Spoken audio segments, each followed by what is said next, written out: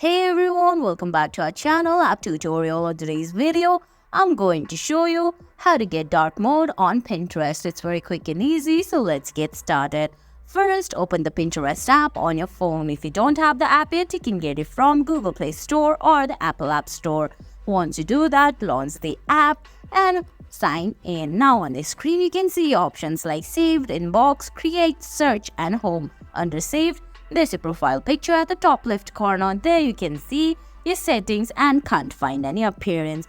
Well, all you have to do is go to Settings on your iPhone. And then right below General and Control Center, you can see Display and Brightness.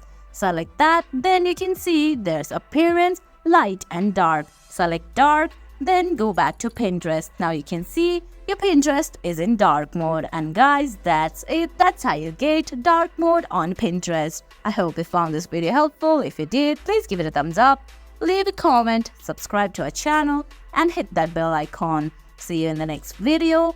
Thanks for watching.